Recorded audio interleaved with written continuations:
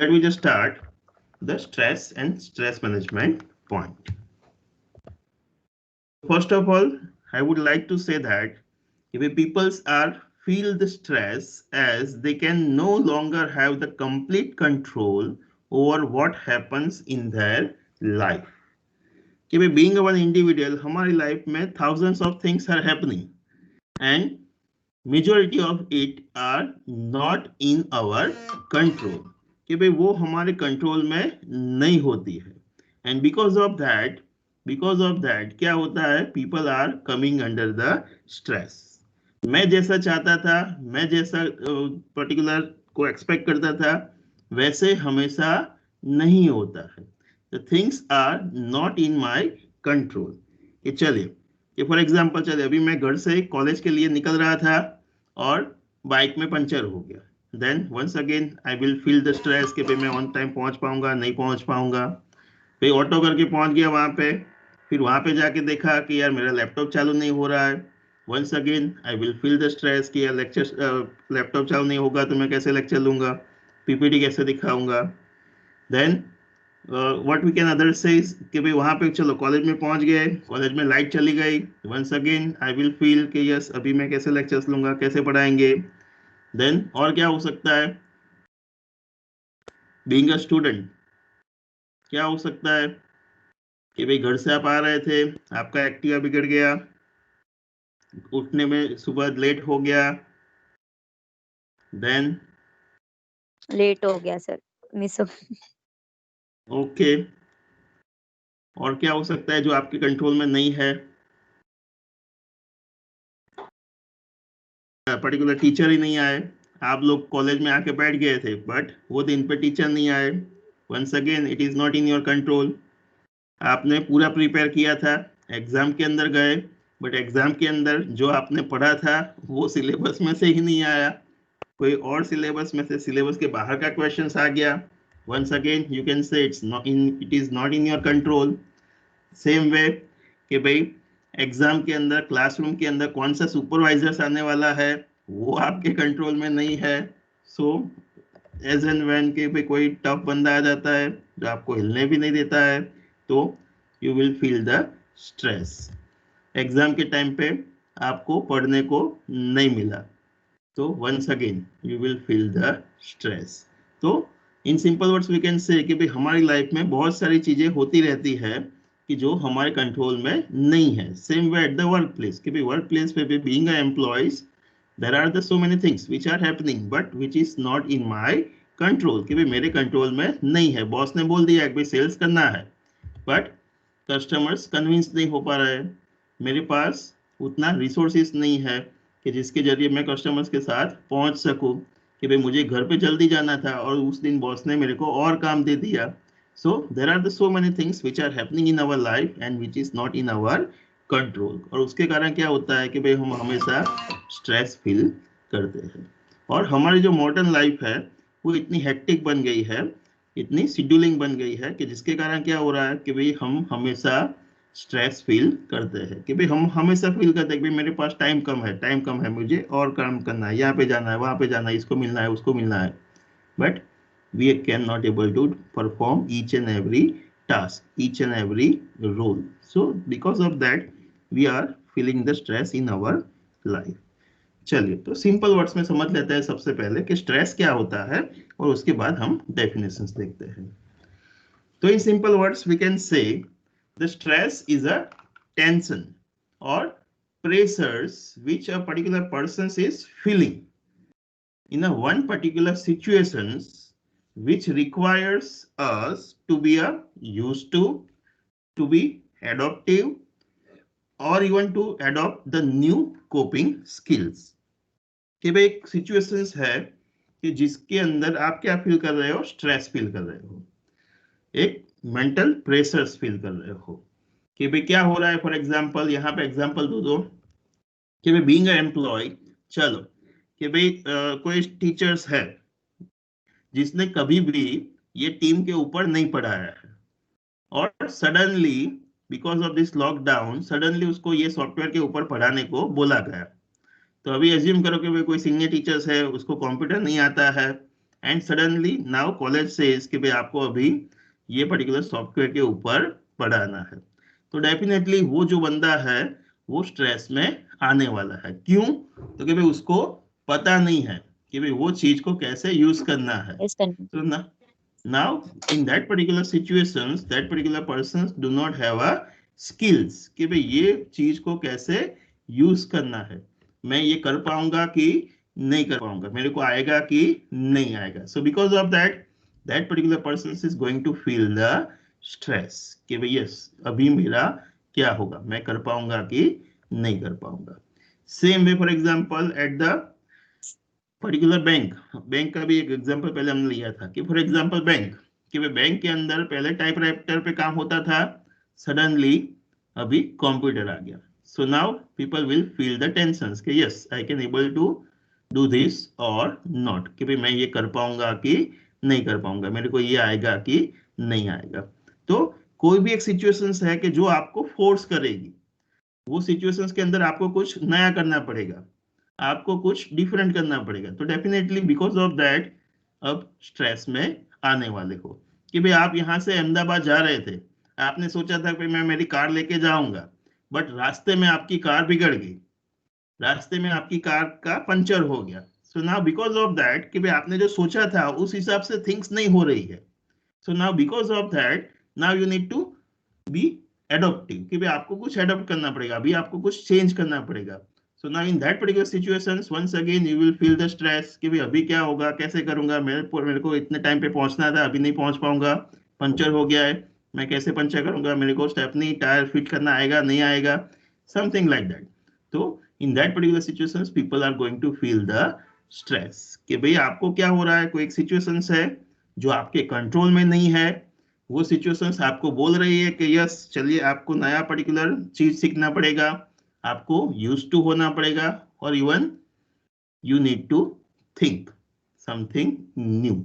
So in that particular things, in that particular situations you are going to come under the stress कि भाई आप वो situations के अंदर स्ट्रेस में आने वाले हो। तो here we can say the stress is a tensions और mental pressures which a particular persons are feeling in a specific situations. Next, stress may be both positive as well as negative. Yes, we already discussed कि भाई stress दोनों तरीके का हो सकता है, positive stress भी हो सकता है, negative stress भी हो सकता है। दोनों की impact है वो अभी हम next slides में in detail में देखेंगे।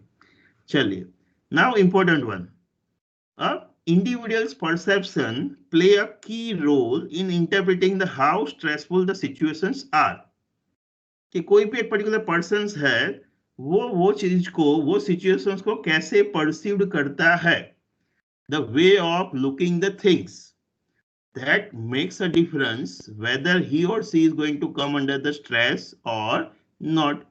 कि भाई being an individual आपने उसको इस चीज को कैसे परसीव्ड किया,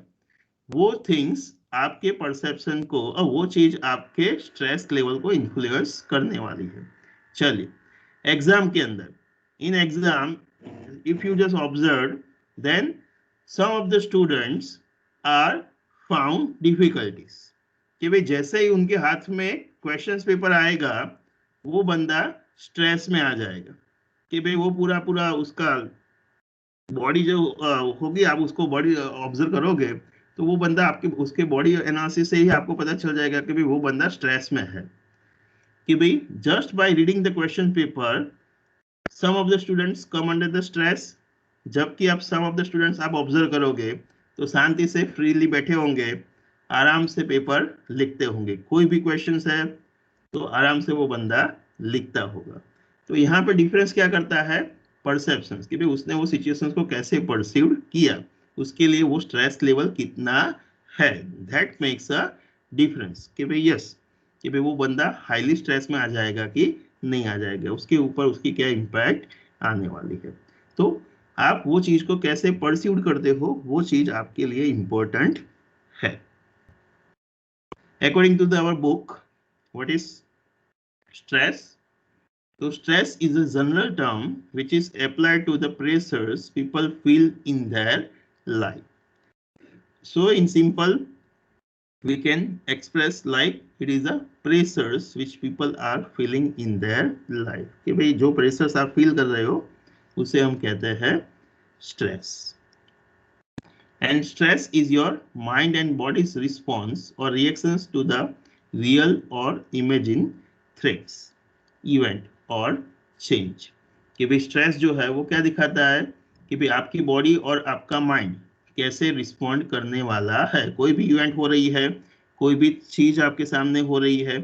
तो वो टाइम पे आपका बॉडी और आपका माइंड कैसे रिस्पॉन्ड करता है, तो वो आपका स्ट्रेस दिखाता है.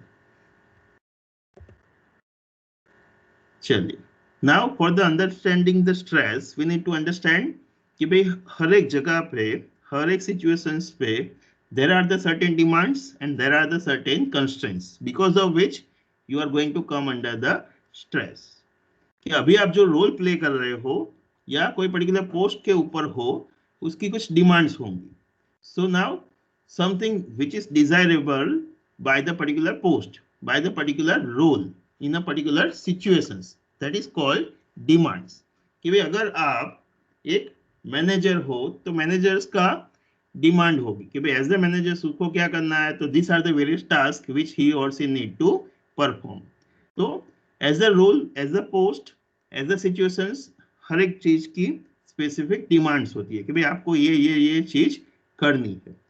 एज अ स्टूडेंट्स, एग्जाम है, एग्जाम के अगले दिन है, तो एग्जाम के अगले दिन पे वो सिचुएशंस पे डिमांड क्या होगी, एग्जाम के अगले दिन पे आपको क्या करना पड़ेगा,